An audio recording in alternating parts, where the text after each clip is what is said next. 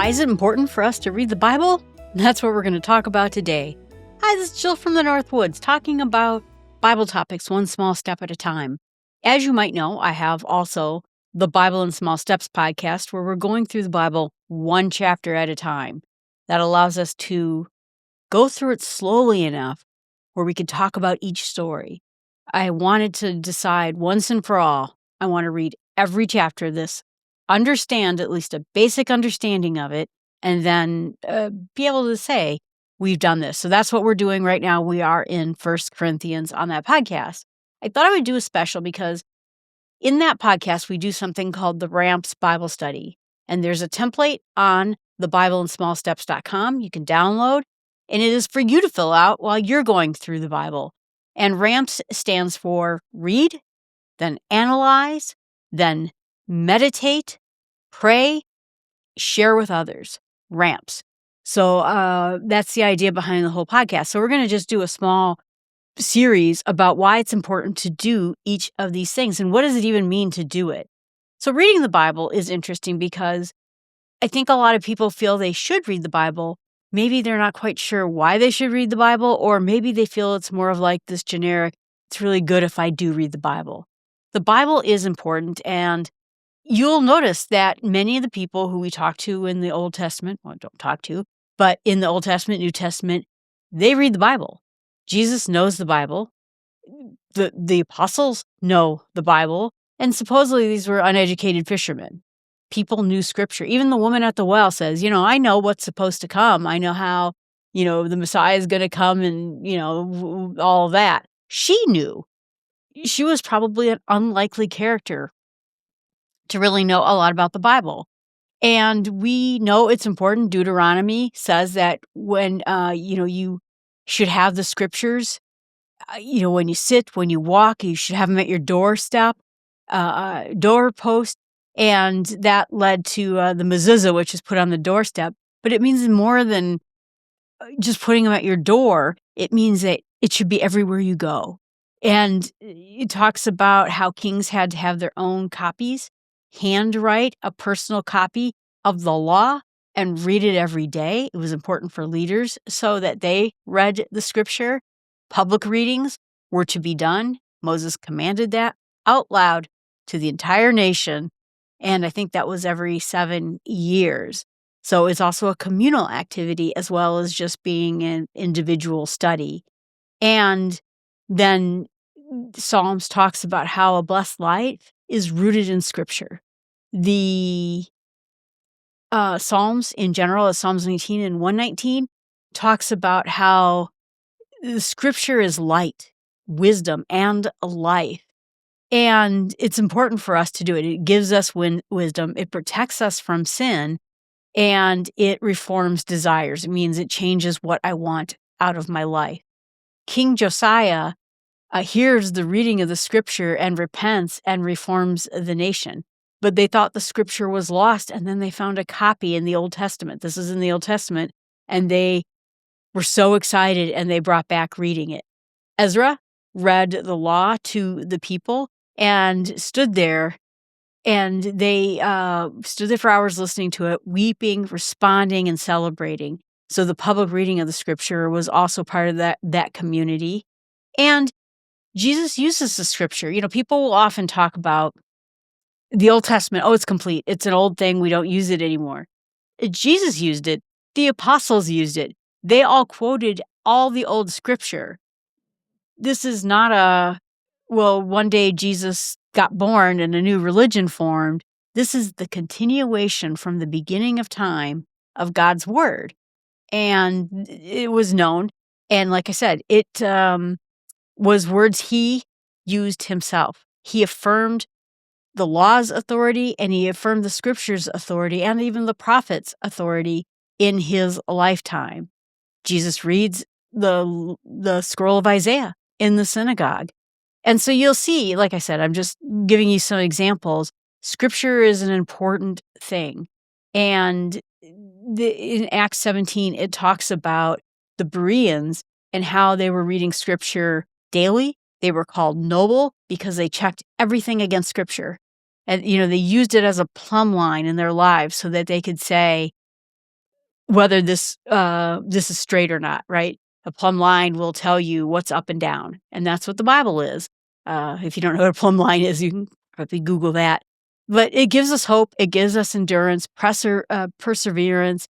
It was something that gave the Romans strength. It gave the Ephesians the sword of the Spirit is in the Word. It's a spiritual weapon. Timothy in Timothy 3 talked about the Scripture is used for teaching, equipping, and training, and that all Scripture is God breathed. And James says to be a doer of the word, not just a hearer. So that's where you get the idea. That's why it's important for us to read it out loud so that we know what it says. I mean, there's a lot of people who say, well, I'm a Christian. What does that mean? What is it that God is asking you to do? What is it that brought us to this point? Why is this an important issue?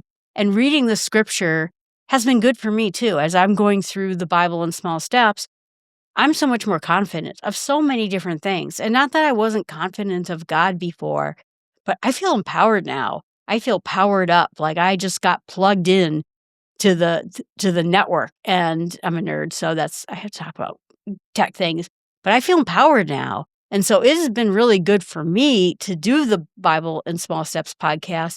And I just thought I would talk about, like I said, a little bit why it was so important. And first of all, let's take a look at, like I said, a little bit of history. So in Josiah, in 2 Kings, that's when the Scripture was lost, and then it was recovered. And it sparked a revival in the hearts of the people. In Jewish tradition, it is read in cycles to the entire community yearly. Some parts are skipped, just not entirely, but some parts of the Old Testament are skipped. Early Christians continued this tradition. Paul tells Timothy to give attention to the public reading of Scripture, and the Bible was copied over by hand for over 1,400 years. Scribes preserved the Scripture with incredible accuracy, and it's kind of different between Old Testament and New Testament. I've been reading a lot about this. When you're Jewish, there was the official writing of the Scripture, and if one dot was an error, you made the slightest mistake, and remember, these are scrolls, so it's not like it's a book and I say, oh no, I typoed, and then you rip that page out and then keep writing. This is a scroll. The whole scroll had to go.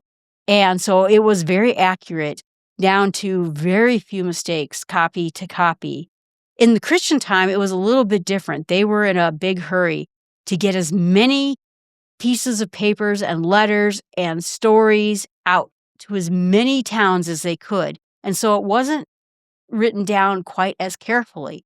But because so many copies were made, there's so many more copies of the New Testament than the Old Testament, you can actually tell where this particular piece came from because the mistakes carried on. So they can actually almost have like a genealogy of New Testament writing and say, this one is very early, and because it doesn't have this mistake, this mistake, this mistake, and then this one went to Egypt, and then this is where this mistake happened. And so they can actually, because there are so many copies of it, they can tell what is accurate and what is older and what is younger. Then translating the Bible into common languages, we still are big into that. You might have heard names like the Wycliffe Society, Tyndale. Tyndale, I got to see his tower in England. He was put to death for bringing the Bible into English. You have to realize, for so much time of human history in modern Europe, there were gatekeepers, and they told you what the Bible said. You never got a chance. Either you didn't know how to read, or you never got a chance to read it.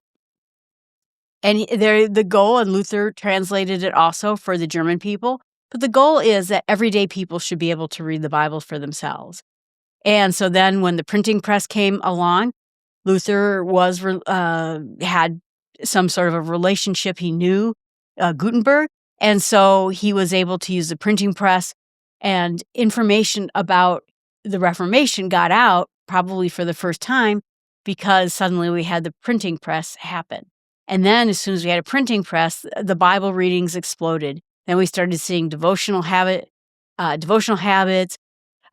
spiritual practices around it. I was just reading, I'm reading a book right now about Mary Tudor and Catherine Parr, and how they were spending their time uh, translating certain parts of the Bible. That was something that they thought was a worthy exercise of their time.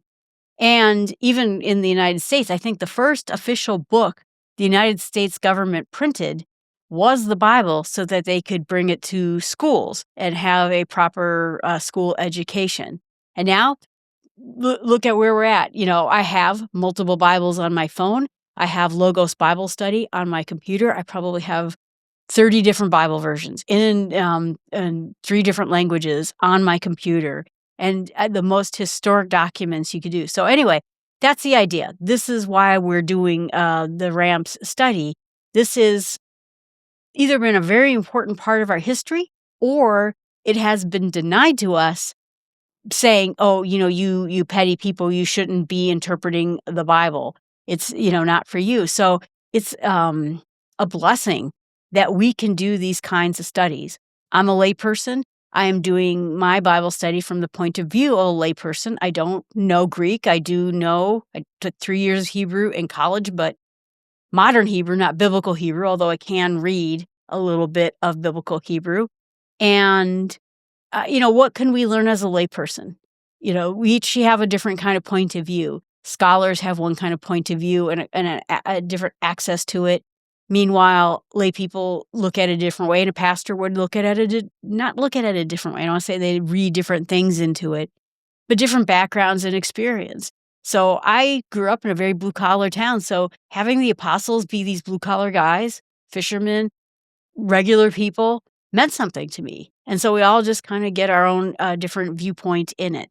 So that's the idea. That's why it's important for us to read the Bible. And like I said, it has a very long history of being read, and then a sort of a middle period where it was denied people, and then another period again where it came back to being read. And now we have it everywhere. We have every ability we can to read the scripture for ourselves in different translations in different languages. And so it's really now a book for everybody, and a way that we can all do it. And it's really incumbent on us to study the scripture, because God gave it to us so that it could be studied and read and learned from. So we know what it is we're supposed to be doing in this life, what it is God wants from us, and what it is that other people who were in different times and periods, how they encountered God and encountered problems in this world, and how they dealt with it, for good or bad. So that's the idea behind it. And not only do we have this ability to read the scripture, obviously there's translations that are done in Braille for people who have blindness issues. Audiobooks, I love listening to the Bible in audiobook, also while I'm reading it, in different periods of time. There are different parts of the brain that get accessed when you hear something being read to you than when you are actually reading it yourself. So I will, for the Bible study, I read it in my Logo software, and then I listen to it being read to me while I'm at work or driving or doing something else. And you get something else out of it when something is being read to you. So all these opportunities we have to study the scripture in whichever way we can, and whatever way that sort of has a bigger impact to you. Like I said, I like reading it because I can see footnotes and maps and references to this or that, and see that this was a direct quote from Ezra. Now I could go back to Ezra and see what that said. But when it's being read to me, I get an entirely different kind of view out of it. So there's so many different ways of doing it. I would love to do a Logos tutorial at some point for lay people, and that's kind of my intention to do at some point. But we have every opportunity. So I guess this is in the RAMPS study. Again, you can download the RAMPS template from my website and use it for yourself. It's a Word document. It's meant for you to use and edit and do with it whatever you like. And I go through in my podcast, basically, you're doing the reading, I'm doing the reading, and then we do the analyze. I talk about what I'm going to meditate. pray about, and then share with others, the AMPS. And that's the idea behind the study. So next week, we'll talk a little about what does it mean to analyze the Bible, not just read it. And so I hope that helps explain the first part of reading and why it is so important for us. It does so much for the soul. Like I said, I never sat down and did anything like this, and it has been a huge blessing to me, and I hope it can be a huge blessing to you too. So if you have anything to say, you can email me at jill@startwithsmallsteps.com. You can put a comment if you're watching this on a video service right down here below. I'd love to hear from you, even if you just say hi. Thanks so much and have a great day.